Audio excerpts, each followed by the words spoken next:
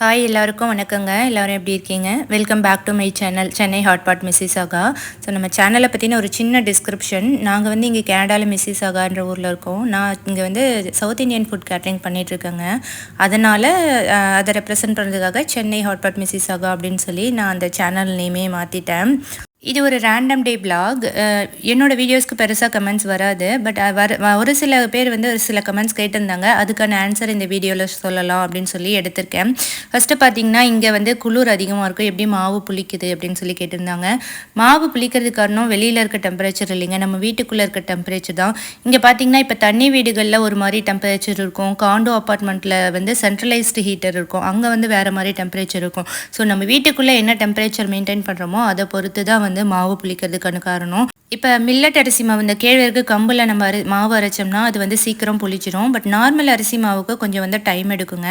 அதனால் நான் வந்து வின்டர் டைமில் என்ன பண்ணுவேன்னா 170 டிகிரி ஃபேரன்ஹீட்டில் 2 மினிட்ஸ் அவன் ஆன் பண்ணிவிட்டு மாவை உள்ளே வச்சுட்டு ஆஃப் பண்ணிவிடுவேன். ஓவர் நைட் அப்படியே விட்டுட்டோம்னா காலையில் எழுந்திரிச்சு பார்த்தா மாவு வந்து சூப்பராக புளிச்சிடும்.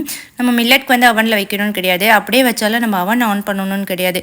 வெளியில் வந்து இருக்கிற டெம்பரேச்சரோட உள்ள அவனுக்குள்ளே வச்சா கொஞ்சம் வார்மாக இருக்கும். ஸோ அந்த வார்ம்னஸே போதும் மில்லட் பேட்டர்ஸ்க்கு.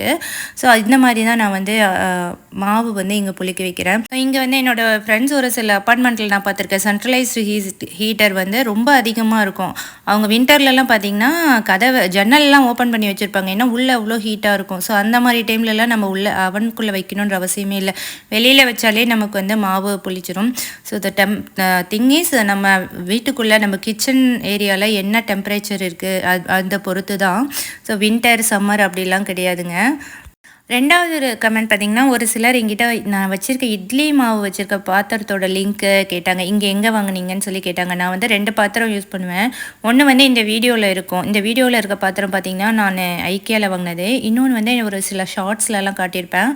அந்த பாத்திரம் வந்து நோ ஃப்ரில்ஸ்ன்ற ஒரு கடையில் வாங்கினேங்க. அந்த கிராசரி ஷாப்பில் வந்து நம்ம ஷாப்பிங் பண்ண நமக்கு வந்து ஒரு ஸ்டிக்கர்ஸ் மாதிரி தருவாங்க. அதில் வந்து ஒரு சில பாயிண்ட்ஸ் இருக்கும். ஸோ நம்ம ஒரு சர்டைன் பீரியடில் அந்த ஸ்டிக்கர்ஸில் எவ்வளோ பாயிண்ட்ஸ் வருதோ அதை வந்து நம்ம ரீட் பண்ணி நம்ம அந்த பாத்திரம் வாங்கிக்கலாம். அந்த மாதிரி பாத்திரம் அப்பப்போ போடுவாங்க. ஸோ இது வந்து இந்த பாத்திரம் வந்து நான் வந்து ஐக்கியாவில் வாங்கினது. ஸோ இன்னொரு பாத்திரம் வந்து நான் நோ ஃப்ரில்ஸ்ன்ற கடையில் வாங்கினது. அது ஆனால் எப்போவுமே இருக்குமான்னு தெரியல, எப்பயாவது அவனுங்க அந்த பாத்திரம் விற்கணுன்னா இந்த மாதிரி ஸ்டிக்கர்ஸ் கொடுக்க ஆரம்பிச்சிருவாங்க. ஆக்சுவலி ஐக்கியாலே நமக்கு வந்து வேறு வேறு ஹைட்டில் வேறு வேறு டெப்த்தில் வந்து பாத்திரங்கள் நிறையாவே இருக்கும். நம்ம அங்கே போய் பார்த்தா நமக்கு வந்து ஸ்டெயின்லெஸ் ஸ்டீல் பாத்திரம் நிறைய கிடைக்கும். உங்களுக்கு இங்கே கனடாவில் இருக்கவங்களுக்கு தேவைப்பட்டுச்சுன்னா நீங்கள் வேணால் அங்கே ட்ரை பண்ணி பாருங்கள். ரீசனபிளான ப்ரைஸும் இருக்கும் இந்த மாதிரி பாத்திரங்களுக்கு. மேக்ஸிமம் நான் வீட்டுக்கு யூஸ் பண்ணுற பாத்திரமும் சரி, இல்லை கேட்ரிங்க்கு யூஸ் பண்ணுற பாத்திரங்களும் சரி, நான் இந்தியாவிலேருந்து தான் கொண்டு வந்தேன். அதுக்கப்புறம் ஒரு சில பாத்திரங்கள் வந்து இங்கே ஃப்ரெண்ட்ஸ் இங்கேருந்து இந்தியாவுக்கு மூவ் வாங்குவாங்கல்ல, அவங்க வந்து சேல் போடுவாங்க. ஸோ அவங்கக்கிட்ட இருந்து வாங்கினது. அதுக்கப்புறம் எங்கள் அப்பா அம்மா ஒரு தடவை இங்கே வந்திருந்தாங்க. ஸோ அவங்க வரும்போது பிரியாணி பாத்திரம் வாங்கிட்டு வந்திருந்தாங்க. நான் அவங்கக்கிட்ட சின்னதாக கேட்டேன், எங்கள் அம்மா கிட்ட எப்போ சின்னதாக கேட்டாலும் அவங்க பெருசாகவே வாங்கி கொடுத்துருவாங்க.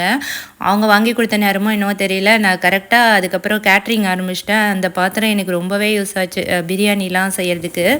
அந்த மாதிரி பெரிய டபரா பாத்திரம்லாம் இங்கே இருக்குங்க. ஆனால் நம்மளது மாதிரி அகலமாக இருக்காது, அப்படியே நீளமாக இருக்கும். அதில் வந்து பிரியாணி செய்கிறதுக்கு அவ்வளோ நல்லா இருக்காது. பட் இங்கேயுமே நிறைய இருக்கும். யாருக்காவது இந்த மாதிரி பெரிய பெரிய பாத்திரம் வேணும்னா நீங்கள் பாருங்கள், ஸ்கார்பரோவில் வந்து நிறைய கடைகளில் அந்த மாதிரி கிடைக்குதுன்னு சொல்கிறாங்க. அதுக்கப்புறம் இந்த A1 கேஷ் அண்ட் கேரின்னு ஒரு கடை இருக்குது. ஸோ அங்கேயும் வந்து இந்த மாதிரி பெரிய பெரிய பாத்திரங்கள்லாம் வந்து கிடைக்கும்னு சொல்லுவாங்க. ஆனால் விலைலாம் பயங்கரமாக இருக்கும். இப்போ நம்ம பெரிய டபரா பிரியாணி பாத்திரம் வாங்கினாலே $100 $150 அந்த மாதிரி இருக்கும். ஸோ மேக்ஸிமம் வந்து பாத்திரங்கள்லாம் வந்து இந்தியாவிலேருந்து வரும்போது எடுத்துகிட்டு வர்றது தான் பெட்டர். அதுவும் இல்லாமல் இங்கே இருக்கிற அடுப்புக்கு வந்து ஒரு சிலருக்கு இண்டக்ஷன் இருக்கும், ஒரு சிலருக்கு கேஸ் இருக்கும். ஒரு சிலர் கேஸ் இருந்தாலும் இந்த இதில் பார்த்திங்களா கீழே வந்து ஒரு ஸ்டாண்டு வைக்கணும்.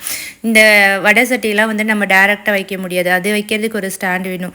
ஸோ அந்த மாதிரி இங்கே இருக்கிற அடுப்போட டிசைன்ஸ் வந்து வேறு மாதிரி இருக்கும். ஸோ அதெல்லாம் நம்ம அதுக்கேற்ற மாதிரி நம்ம ஊர்லேருந்து வரும்போது பார்த்து வாங்கிட்டு வந்துக்கலாம். இன்னொன்று அடுத்த கமெண்ட் வந்து வத்தக்குழம்பு ரெசிபி என்கிட்ட நிறைய பேர் கேட்டிருந்தாங்க. வத்தக்குழம்பு ரெசிபி வந்து வத்தக்குழம்பு வந்து இதில் நான் செஞ்சுருக்கேன். பட் அதோட ரெசிபி வந்து தனியாக ஒரு வீடியோவாக நான் எடுத்திருக்கேன். அது வந்து நான் சீக்கிரமாக அப்லோட் பண்ணுறேன். எனக்கு பெருசாக வீடியோஸ்க்கு வந்து கமெண்ட்ஸ் வராது. பட் அட்லீஸ்ட் வந்த கமெண்ட்ஸ்க்கு கொஞ்சம் ஹானஸ்ட்டாக ஆன்சர் பண்ணணும்னு சொல்லி தான் இதில் வந்து நான் அதெல்லாம் இன்க்ளூட் பண்ணியிருக்கேன். அதுக்கப்புறம் இன்னொரு விஷயம் சொல்லணும்னு நினச்சேன். என்னன்னா, இங்கே வர பெரியவங்க, அப்பா, அம்மா, அப்புறம் புதுசா கனடா வரவங்களுக்குலாம் தெரியல, இங்கெல்லாம் இந்த மாரி மணத்தக்காளி வத்தல், சுண்ட வத்தல்லாம் கிடைக்குமான்னு. ஆக்சுவலி இங்கே எல்லாமே கிடைக்குங்க. நீங்க வந்து இந்தியன் ஆன்லைன் கிராசரி ஷாப் இருக்குங்க இல்லையா? அதில செக் பண்ணி பாருங்க. சுப்பம்னு ஒரு கடை, டேஸ்டி கிரைன்ஸ், அதுக்கப்புறம் ஃப்ரெஷ்ஷாந்து கோ. இந்த 3த்துலயுமே வந்து இந்த மாரி வத்தல்ஸ் எல்லாமே கிடைக்கும். நாங்க ரெகுலரா இந்த இதில இருந்து தான் வாங்குவோம். இன்னொரு விஷயம், இங்கே நான் கனடா வந்த புதுசில் எனக்கு என்னடா இந்த பொருள் இப்படி கிடைக்குதே அப்படின்னு யோசிச்சது என்னன்னு பார்த்தீங்கன்னா, புளி. நல்ல புளியே கிடைக்காது ஃபஸ்ட்டு, எங்களுக்கு அப்போ தெரியல. அதுவுமே இந்த மாதிரி இந்தியன் ஆன்லைன் கிராசரி ஷாப்பில் பார்த்தீங்கன்னா உங்களுக்கு புளி சூப்பராக நம்ம ஊரில் கிடைக்கிற மாதிரியே புளி கிடைக்கும். அதுக்கப்புறம் இந்த இந்த ஒரு விஷயம் வந்து நான் ஒரு ஷார்ட்ஸில் பார்த்தேங்க. சரி ட்ரை பண்ணி பார்க்கலாம் அப்படின்னு சொல்லிட்டு செஞ்சிட்ருக்கேன்.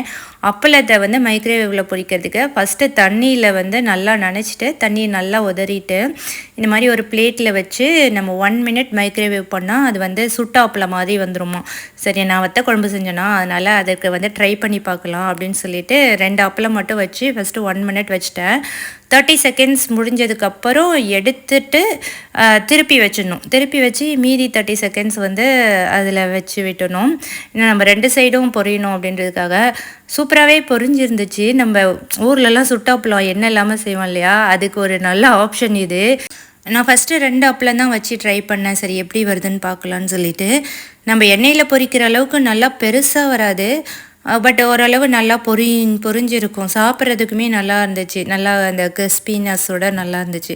ஸோ ஃபஸ்ட்டு 2 வச்சு ட்ரை பண்ணிவிட்டேன். அதுக்கப்புறம் வந்து 4 வச்சேன். சரி 4 வச்சா எப்படி வருது அப்படின்னு சொல்லிட்டு பார்க்குறதுக்கு. 4 வைக்கும்போதும் அதே மாதிரி தான் இருந்துச்சு. எந்த ஒரு வித்தியாசமும் இல்லை. ஸோ நீங்கள் பாருங்கள், நான் உடைக்கும்போது உங்களுக்கு தெரியும். அது நல்லாவே இருந்துச்சு. ஸோ எண்ணெயில் பொரித்து சாப்பிட்றதுக்கு இது கொஞ்சம் ஓகே அப்படின்ற மாதிரி இருந்துச்சு. ஒரு அவசரத்துக்கு நம்ம யூஸ் பண்ணிக்கலாம். நம்ம வந்து ஒரு இப்போ 4, 5 அப்பளம் பொரிக்கணும்னா அதுக்கு ஒரு எண்ணெயை ஊற்றி இது பண்ணிகிட்ருக்கிறதுக்கு இந்த மாதிரி பண்ணுறது எனக்கு ஓகேவாக தான் இருந்துச்சு. பட் இது நீங்கள் யாராவது இந்த மாதிரி ட்ரை பண்ணியிருந்தீங்கன்னா எப்படி இருக்குதுன்னு சொல்லி கண்டிப்பாக கமெண்ட்டில் சொல்லுங்கள். நான் வந்து லஞ்சுக்காக தான் வந்து செஞ்சுருந்தேன். லஞ்சுக்கு வந்து வத்த குழம்பு, சுட்டாப்பளம், அதுக்கப்புறம் வந்து இந்த ஈரல்ங்க. இந்த ஆட்டு ஈரல் நினைக்கிறது ஃபஸ்ட்டு அன்றைக்கி தான் செஞ்சுருந்தோம். ஏன்னா அயன் டெஃபிஷியன்சி அதிகமாக இருக்குதுன்னு டாக்டர் சொல்கிறாங்க. அதனால் அதை கண்ட்ரோல் பண்ணுறதுக்கு என்னென்னவோ நாங்களும் அயன் சப்ளிமெண்ட்டு அது இதுன்னு பண்ணிகிட்ருக்கோம். பட் இதையும் ட்ரை பண்ணி பார்க்கலாமே அப்படின்னு சொல்லிட்டு அன்றைக்கி தான் ஃபஸ்ட்டு வாங்கிட்டு வந்து செஞ்சுருந்தோம். பட்டு வெறும் ஈரலாக சாப்பிட்றதுக்கு கொஞ்சம் கஷ்டமாக தான் இருந்துச்சு. நான் இப்போ ஒரு மாவு பாத்திரம் சொன்னோம் இல்லையா, 2வது இதுதான் அந்த பாத்திரம். இது வந்து நான் நோ ஃப்ரில்ஸில் வாங்கியிருந்தேன். ஸோ இது வந்து செம்ம சூப்பருங்க. மாவு வச்சுக்கிறதுக்கு யூஸ் ஆகும், பிரியாணி செய்யலாம், கிரேவி செய்யலாம். 10 பேருக்கு கிரேவி செய்யறதுக்கு இந்த பாத்திரம் வந்து நமக்கு கரெக்டாக இருக்கும். இது வந்து 5 to 6 லிட்டர்னு நினைக்கிறேன். பாத்திரம் ரொம்பவே நல்லாயிருக்கும். இது வந்து நான் நோ ஃப்ரில்ஸில் தான் வாங்கியிருந்தேன். ஸோ அன்றைக்கி ஈவினிங் வந்து ஒரு குட்டி ஆர்டர். இந்த வீடியோலாம் எடுத்து ஒரு மாதத்துக்கு மேலே ஆகுது. பட் நான் இப்போ தான் வந்து அப்லோட் பண்ணுறேன். ஒரு சிக்கன் பிரியாணி கேட்டிருந்தாங்க. அவங்க வந்து ஆக்சுவலி ரொம்ப தூரத்துலேருந்து ஏதோ ஒரு ஊர் சொன்னாங்க. ஆனால் ஏதோ சொந்தக்காரங்களுக்கு வீட்டுக்கு டொரண்டோக்கு வரோம், ஆண்டி வேலை வந்து நாங்கள் வாங்கிக்கிறோம் அப்படின்னு சொல்லி இன்ஸ்டாகிராமில் பார்த்துட்டு எனக்கு சொல்லியிருந்தாங்க. ஸோ அன்றைக்கி ஈவினிங் வந்து அவங்களுக்கு chicken biryani, Chennai style chicken biryani கேட்டிருந்தாங்க. நான் எப்போவுமே அரிசி டேரெக்டாக போட்டுருவேன். இந்த தடவை கொஞ்சம் வடித்து இந்த வடி பிரியாணி மாதிரி செய்யலாம் அப்படின்னு சொல்லி அது ட்ரை பண்ணியிருந்தேன். அதுவும் நல்லா தான் வந்துருந்துச்சு. ஆனால் எனக்கு என்னவோ இதை விட அதுதான் கொஞ்சம் கம்ஃபர்டபுளாக இருக்கிற மாதிரி தோணுச்சு. ஈஸ்டர் அன்றைக்கி இந்த வீடியோ நான் எடுத்தேன். ஈஸ்டர் அன்றைக்கி அந்த ஆர்டர் வந்துருந்துச்சு. ஈஸ்டர் ஹண்ட்டுக்கெலாம் போயிட்டு வந்து அவசரமாக அந்த பிரியாணி செஞ்சேன். ஏன்னா அவங்க வந்து ஆன் தி வேல இருக்கோன்னு சொல்லியிருந்தாங்க. கரெக்டாக நான் செஞ்சு முடித்து பேக் பண்ணி வைக்கவும் அவங்க வர்றதுக்கு கரெக்டாக இருந்துச்சு. வந்து பிக்கப் பண்ணிவிட்டு போயிட்டாங்க.